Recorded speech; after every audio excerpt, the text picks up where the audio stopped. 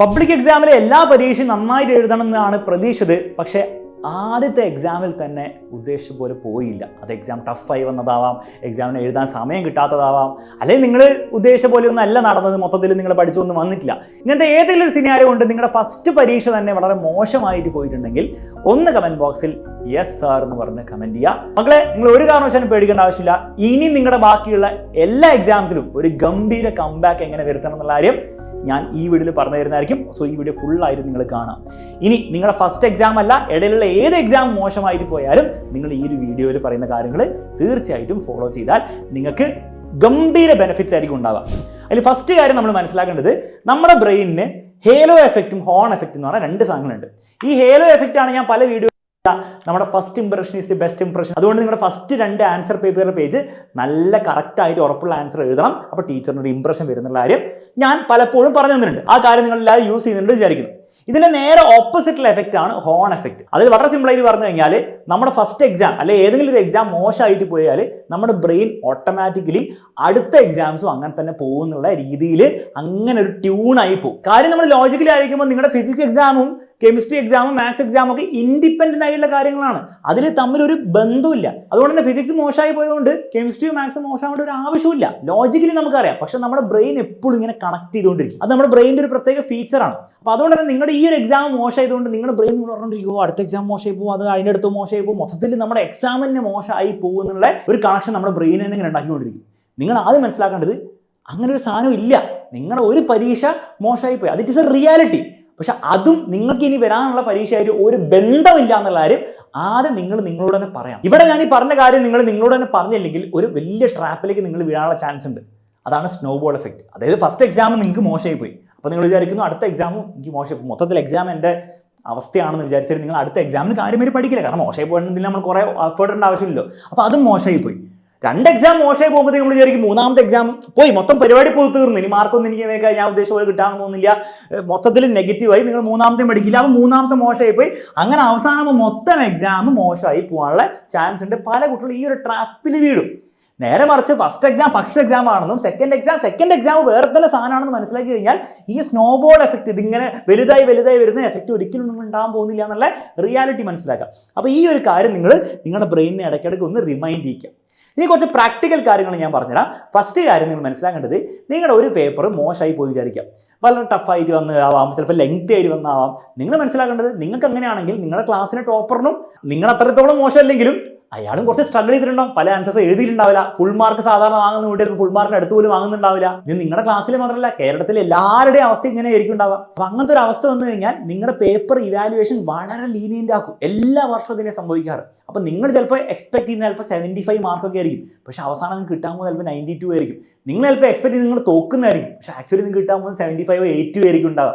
അപ്പോൾ ആ ഒരു പോസിബിലിറ്റി നിങ്ങൾ എപ്പോഴും മനസ്സിൽ കാണണം. പരീക്ഷ ടഫായിട്ടോ അല്ല ടൈം കിട്ടാത്ത രീതിയിലോ എല്ലാവർക്കും കുറച്ച് ബുദ്ധിമുട്ടായിട്ടൊക്കെയാണ് വന്നതെങ്കിൽ നിങ്ങൾ വിചാരിക്കുന്നതിനേക്കാളും നല്ല വ്യത്യാസമുള്ള മാർക്കായിരിക്കും കിട്ടുക. അപ്പോൾ അതുകൊണ്ട് തന്നെ നിങ്ങൾ ഈ മോശമായി പോയല്ലോ, മൊത്തത്തിൽ മോശമാണെന്ന് വിചാരിച്ചിട്ട് അടുത്തതിൽ പഠിക്കാതിരുന്നാൽ നിങ്ങൾക്ക് ഈ ടഫായിട്ട് നിങ്ങൾ വിചാരിച്ച പരീക്ഷയിൽ നല്ല മാർക്ക് കിട്ടുകയും അടുത്ത പഠിക്കാത്ത കൊണ്ട് അതിന് മാർക്ക് പോവുകയും ചെയ്യും. അപ്പോൾ ആ ഒരു റിയാലിറ്റി നിങ്ങൾ മനസ്സിലാക്കണം. രണ്ടാമത്തെ കാര്യം നിങ്ങൾ മനസ്സിലാക്കേണ്ടതാണ് ഈ ആവറേജ് റൂൾ. അപ്പോൾ നിങ്ങൾ ഫസ്റ്റ് എക്സാം എഴുതി നന്നായി പോയി എന്ന് വിചാരിക്കുക, രണ്ടാമത്തെ എക്സാം എഴുതി അതും വളരെ നന്നായിട്ട് പോയി, നിങ്ങൾക്ക് 95% മാർക്ക് കിട്ടാൻ വേണ്ടിയുള്ള സാധനങ്ങൾ നിങ്ങൾ എഴുതി വെച്ചിട്ടുണ്ട്. അടുത്ത എക്സാം നിങ്ങൾ ഉദ്ദേശിച്ച രീതിയിൽ നിങ്ങൾ A+ ഒക്കെ വാങ്ങണം എന്ന് ആഗ്രഹിച്ച കുട്ടിയാണ്, പക്ഷേ അതിൻ്റെ അടുത്ത് പോലും പോയില്ല, 80 മാർക്ക് കിട്ടിയുള്ളൂ. ഇത് ഓരോ ആൾക്കാർ ഡിഫറൻ്റ് ആയിരിക്കും. നന്നായി പഠിക്കുന്ന ഒരു കുട്ടിയുടെ കാര്യം ഞാൻ പറയുന്നത്. ഇത് ചിലവർക്ക് എന്തായിരിക്കും 70 40 ആയിരിക്കും ഉണ്ടാവും. എന്തായാലും ഇങ്ങനെ ആയിപ്പോയി, മാർക്ക് ഭയങ്കരമായിട്ട് കുറഞ്ഞു, ഉദ്ദേശിച്ച രീതിയിലേ കിട്ടിയില്ല. പക്ഷെ ഞാൻ ഈ വീഡിയോയിൽ പറയുന്ന കാര്യങ്ങൾ ചെയ്ത് ആ കുട്ടി അടുത്ത എക്സാമിന് പഠിക്കുന്നു. ഓബ്വിയസ്ലി അടുത്ത എല്ലാ എക്സാമും ടഫ് ആയി വരില്ല ഒരേപോലെ. അടുത്ത എക്സാമിന് നല്ല മാർക്ക് കിട്ടി, അതിൻ്റെ അടുത്ത എക്സാമിന് നല്ല മാർക്ക് കിട്ടി. പക്ഷെ അപ്പോഴും ഇത് മോശം തന്നെയാണെന്ന് തന്നെ വിചാരിക്കുക. അപ്പോഴും നിങ്ങൾ മൊത്തത്തിൽ ആ കുട്ടിയുടെ പെർസെൻറ്റേജ് എടുത്ത് നോക്കിയാൽ എത്ര ആയിരിക്കും ഉണ്ടാവുക? 93% ഉണ്ട്. അപ്പോൾ ഒരു മോശം എക്സാം വന്നതുകൊണ്ട് നിങ്ങളുടെ മൊത്തത്തിൽ ഓവറോൾ പെർസെൻറ്റേജോ മാർക്കോ ഒന്നും കാര്യമായിട്ട് എഫക്റ്റ് ചെയ്യാൻ പോകുന്നില്ല. നേരെ മറിച്ച് നിങ്ങൾ ഈ പരീക്ഷ മോശമായി പോയി, അയ്യോ മൂഡുകളെല്ലാം പോയി, നിങ്ങൾ അടുത്ത പരീക്ഷയ്ക്ക് പഠിക്കാതെ അല്ലെ എഫേർട്ട് എടുക്കാതെ സാധാരണ എടുക്കുന്ന പോലെ ഹാർഡ് വർക്ക് ഒന്നും ചെയ്യാതെ നിങ്ങൾ പോയിട്ട് ഇങ്ങനെയൊക്കെ ചെയ്തു കഴിഞ്ഞാൽ അവസാനം ആക്ച്വൽ പെർസെൻറ്റേജ് നോക്കി നോക്ക്, സെയിം കുട്ടിയുടെ കഥയാണ് ഞാൻ പറയുന്നത്. പക്ഷേ ഈ ലെവലിലേക്ക് ഡ്രോപ്പ് ചെയ്യും. അപ്പോൾ നിങ്ങൾ മനസ്സിലാക്കേണ്ടത് ഒരൊറ്റ എക്സാം മോശമായി പോയതുകൊണ്ട് ഒരിക്കലും നിങ്ങൾക്ക് എന്തുണ്ടാവില്ല, നിങ്ങളുടെ ഓവറോൾ പെർസെൻറ്റേജിനെയോ ഗ്രേഡിനെയോ എഫക്ട് ചെയ്യാൻ പോകുന്നില്ല. എന്ന് മാത്രമല്ല, ഞാൻ നേരത്തെ പറഞ്ഞ പോലെ ഈ ഒരു പരീക്ഷ പലർക്കും ടഫായിട്ടൊക്കെ വന്നു കഴിഞ്ഞാൽ നിങ്ങൾ എക്സ്പെക്ട് ചെയ്യുന്ന 80 ആയിരിക്കും, പക്ഷെ നിങ്ങൾക്ക് അവസാനം കിട്ടാകുമ്പോൾ 92 ആയിരിക്കും. ഈ പെർസെൻറ്റേജ് വേറെ ലെവലിൽ ഉണ്ടാവും.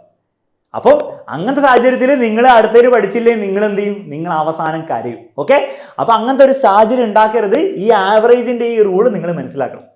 ഇനി പ്രാക്ടിക്കലി നിങ്ങൾ എന്താ ചെയ്യാൻ പറ്റുക? പ്രാക്ടിക്കലി നിങ്ങൾ ചെയ്യേണ്ടത്, നിങ്ങളുടെ കഴിഞ്ഞ പരീക്ഷ വളരെ മോശമായിട്ടാണ് പോയെങ്കിൽ നിങ്ങൾ അതിനെ ഓർത്ത് ഇങ്ങനെ ആലോചിച്ചിരുന്നിട്ട് കാര്യമില്ല. നിങ്ങൾ ഒരു ഫ്യൂണറൽ നടത്തണം. അതായത് നിങ്ങളുടെ മോശമായിട്ട് പോയ ക്വസ്റ്റ്യൻ പേപ്പർ എടുത്തിട്ട് ഒരു ടേബിളിൽ എന്ത് ചെയ്യുക, അതങ്ങോട്ട് പൂട്ടി വെക്കുക. എന്നിട്ട് നിങ്ങൾ നിങ്ങളോട് തന്നെ പറയുക, ഈ ഒരു പരീക്ഷനെ പറ്റി ഞാൻ സങ്കടപ്പെടും, പക്ഷേ എല്ലാ പരീക്ഷയും കഴിഞ്ഞിട്ട് തൽക്കാലം നിന്നെ ഞാൻ കൊല്ലാൻ പോവുകയാണെന്ന് പറഞ്ഞിട്ട് അതിനെ പിടിച്ചിട്ട് പെട്ടിയിൽ വല്ലതും പൂട്ടിയിടുക. അതിനെപ്പറ്റി നിങ്ങൾ ചിന്തിക്കേണ്ട ആവശ്യമില്ല. നമ്മൾ നോക്കാൻ പോകുന്ന അടുത്ത എക്സാമിൽ എങ്ങനെ നമുക്ക് ക്രാക്ക് ചെയ്തെടുക്കാൻ പറ്റുന്നതാണ്. അപ്പോൾ ആ ഒരു ഫ്യൂണർ എത്രയും പെട്ടെന്ന് നടത്തുന്നോ അത്രത്തോളം നിങ്ങൾക്ക് ബെനിഫിറ്റ് ആയിരിക്കും ഉണ്ടാവുക. അതല്ലാതെ അതിനെ ഓർത്ത് അയ്യോ ചെയ്യാൻ പറ്റില്ല, അത് ഞാൻ തെറ്റിച്ചല്ലോ, എനിക്ക് എ പ്ലസ് പോലെ ഒന്ന് ആലോചിച്ചുകൊണ്ടിരുന്നാൽ ഇനിയുള്ള പരീക്ഷയിൽ ആക്ച്വലി എ പ്ലസ് പോകും. നേരെ മറിച്ച് ആ ഫ്യൂണറിൽ നിങ്ങൾ ഇന്ന് തന്നെ തീർത്ത് കഴിഞ്ഞാൽ ഈ പ്രശ്നങ്ങൾ ഉണ്ടാവില്ല. രണ്ടാമത്തെ കാര്യം നിങ്ങൾ മനസ്സിലാക്കേണ്ടത്, ഈ സമ്മറി എന്ന് പറഞ്ഞ സാധനമില്ലേ, ഈ വെള്ളത്തിൻ്റെ അടി കൂടെ പോകുന്ന സാധനം, അതിൽ പല പല കമ്പാർട്ട്മെൻറ്റ്സ് ഉണ്ട്. അപ്പോൾ ഏതെങ്കിലും ഒരു കമ്പാർട്ട്മെൻറ്റ് ഫ്ലഡ് ആയി കഴിഞ്ഞാൽ, വെള്ളം കയറി കഴിഞ്ഞാൽ അവർ ആ കമ്പാർട്ട്മെൻറ്റ് എന്ത് ചെയ്യും, അങ്ങോട്ട് ലോക്ക് ചെയ്യും. അതുകൊണ്ട് തന്നെ ആ കമ്പാർട്ട്മെൻറ്റ് ഫ്ലഡ് ആയാലും ബാക്കിയുള്ള കമ്പാർട്ട്മെൻറ്റിലേക്ക് വെള്ളം കയറില്ല, അതൊക്കെ സേഫ് ആയിരിക്കും. ഇതേപോലെയാണ് നിങ്ങളുടെ എക്സാമിൻ്റെ അവസ്ഥ. ഞാൻ നേരത്തെ പറഞ്ഞ പോലെ തന്നെ നിങ്ങൾ ഒരു കമ്പാർട്ട്മെൻറ്റിൽ വെള്ളം കയറി ഫ്ലഡ് ആയി എന്നുള്ളത് സത്യമാണ്. അന്ന് വിചാരിച്ച് നിങ്ങൾ ബാക്കിയുള്ളതിനും കൂടെ ഇങ്ങനെ ഫ്ലഡ് ആക്കിക്കണോ, ബാക്കിയുള്ളതിനെ വേസ്റ്റ് ചെയ്യണോ, ഒരാവശ്യമില്ല. അതൊരു കമ്പാർട്ട്മെൻറ്റ് മാത്രം, അതങ്ങോട്ട് അടച്ചു വെച്ചേക്കുക. മെൻ്റലി അത് അടയ്ക്കുക, കഴിഞ്ഞു. ബാക്കിയുള്ളതിൽ ഫോക്കസ് ചെയ്യാം. ആ ഒരു മെൻറ്റാലിറ്റിയിൽ നിങ്ങൾ പോയി കഴിഞ്ഞാൽ നിങ്ങൾക്ക് ബാക്കിയുള്ളത് വളരെ നന്നായിട്ട് ചെയ്യാൻ പറ്റും. അങ്ങനെ നിങ്ങൾ ചെയ്ത് കഴിഞ്ഞാൽ നിങ്ങൾക്ക് നല്ല മാർക്കും നല്ല ഗ്രേഡും കിട്ടുന്ന മാത്രമല്ല, നിങ്ങൾ അങ്ങനെ ചെയ്യാതിരുന്നില്ലെങ്കിൽ മൊത്തം ഈ ഒരു കപ്പൽ മുങ്ങിപ്പോയനെ. നിങ്ങൾ ചിലപ്പോൾ പൊട്ടാൻ വരെയുള്ള ചാൻസ് ആയിരിക്കും അല്ലെങ്കിൽ ഉണ്ടാവുക, നിങ്ങളിത് ചെയ്തില്ലെങ്കിൽ. ഓക്കെ, അപ്പോൾ തീർച്ചയായിട്ടും ഒരു കമ്പാർട്ട്മെൻറ്റിൽ വെള്ളം കയറിയാൽ അത് അവിടെ അടച്ചു വെക്കുക, ബാക്കിയുള്ളത് കിടപ്പില്ലേ അതിൻ്റെ മുകളിൽ പണിയെടുക്കുക. ഇനിയുള്ള ദിവസങ്ങൾ ഒരു റിവെഞ്ച് രീതിയിലും നിങ്ങൾ പഠിക്കാൻ വേണ്ടി നോക്കുക. ആരോട് റിവെഞ്ച്? ബാക്കിയുള്ളവരോടല്ല, പരീക്ഷയോട്, ആ സബ്ജക്റ്റിനോട് റിവെഞ്ച് പിടിക്കുക. 10ാം ക്ലാസ്സിൽ എനിക്ക് ഇംഗ്ലീഷ് മോശമായി, ബാക്കിയുള്ള പരീക്ഷയിൽ ഞാൻ കാണിച്ചു കൊടുക്കാം, കെമിസ്ട്രി ഞാൻ കാണിച്ചു തരാം എന്ന് പറഞ്ഞിട്ട് ഒരു റിവെഞ്ച് മോഡിൽ, വേറെ ആൾക്കാരോടല്ല, ആ ഒരു സബ്ജക്റ്റിനോട്, ആ ഒരു പരീക്ഷയോട് ഞാൻ കാണിച്ചു തരാം എൻ്റെ പൊട്ടൻഷ്യൽ എന്താണെന്നുള്ള ആ ഒരു മൂഡിൽ എന്ത് ചെയ്യുക, ഇനിയുള്ള ദിവസങ്ങൾ പഠിക്കുക. അതല്ലാതെ പേടിച്ച് പഠിക്കരുത്. എപ്പോഴും ഇങ്ങനെ പേടിച്ച് അയ്യോ ഇത് മോശമായി പോയി, അപ്പോൾ അടുത്ത മോശമായി പോകും, അടുത്ത ടഫായി വരുമോ, അടുത്ത ആ രീതിയിൽ പഠിച്ചു കഴിഞ്ഞാൽ നിങ്ങൾക്ക് ഒരിക്കലും പ്രോപ്പറായിട്ട് പഠിക്കാൻ പറ്റില്ല. കാരണം നമ്മുടെ ബ്രെയിൻ എപ്പോഴും ഫിയർ ആണ് നമ്മുടെ ബ്രെയിനിലുണ്ടെങ്കിൽ നമുക്ക് ഒരിക്കലും പഠിക്കാൻ എഫക്റ്റീവ്ലി മൂഡും ഉണ്ടാവില്ല. എപ്പോഴും നമ്മളിങ്ങനെ പേടിച്ചിരിക്കുകയുള്ളൂ. അപ്പോൾ ഒരു ഫൈറ്റർ മെൻറ്റാലിറ്റിയാണ് ഇനിയുള്ള ദിവസങ്ങൾ നിങ്ങൾ മെയിൻറ്റെയിൻ ചെയ്യേണ്ടത്. അങ്ങനെ മെയിൻറ്റെയിൻ ചെയ്ത് നോക്കി നോക്കുക, ഒരു ഗംഭീര കംബാക്ക് ആയിരിക്കും നിങ്ങൾക്ക് ഉണ്ടാക്കാൻ പറ്റും. അവസാനം ഒറ്റ കാര്യം പറയാനുള്ളൂ, ഒരു പരീക്ഷ മോശമായി പോയതുകൊണ്ട് നിങ്ങളുടെ ലൈഫിൽ കാര്യമായിട്ട് ഒരു ചേഞ്ചും വരാൻ പോകുന്നില്ല. നിങ്ങൾ 10 വർഷം കഴിയുമ്പോൾ ഈ ഒരു ഒറ്റ പരീക്ഷയുടെ കാര്യമൊന്നും ഓർക്കാനൊന്നും പോകുന്നില്ല. പക്ഷേ നിങ്ങൾ ഇന്ന് മൊത്തത്തിൽ അങ്ങോട്ട് ഗിവ് അപ്പ് ചെയ്ത് കഴിഞ്ഞാൽ നിങ്ങൾ ജീവിതകാലം മൊത്തം അതിനെ ഓർത്ത് നിങ്ങൾ റിഗ്രറ്റ് ചെയ്യേണ്ടി വരും. അപ്പോൾ ഒന്നും ആലോചിക്കാനില്ല. ഇനി നിങ്ങളുടെ മോശം പരീക്ഷയുടെ ക്വസ്റ്റ്യൻ പേപ്പർ എടുത്തിട്ട് കളയോ കീറിക്കളയോ എന്ത് വേണം ചെയ്തോ, അതിന് നമ്മൾ നോക്കാനേ പോകുന്നില്ല. ഇനിയുള്ള പരീക്ഷകളിൽ ഒരു ഗംഭീര കംബാക്ക് ഉണ്ടാക്കാൻ വേണ്ടി റെഡി ആയിക്കോ. ഇത് ആക്ച്വലി നടക്കും. You will be grateful for the strategy. അപ്പോൾ മക്കളെ, എല്ലാവർക്കും ഓൾ ദി ബെസ്റ്റ്. ഇതുപോലെ ഏതെങ്കിലും നിങ്ങളുടെ ഫ്രണ്ട്സിന് മോശം എക്സ്പീരിയൻസ് ഏതെങ്കിലും എക്സാമിന് ഉണ്ടായിട്ടുണ്ടെങ്കിൽ അവർക്കൊന്ന് ഷെയർ ചെയ്ത് കൊടുക്കുക. അവർക്ക് വളരെയധികം യൂസ്ഫുൾ ആയിരിക്കും. മറ്റൊരു വീഡിയോയിൽ കാണുന്നവരെ ബൈ ആൻഡ് ടേക്ക് കെയർ.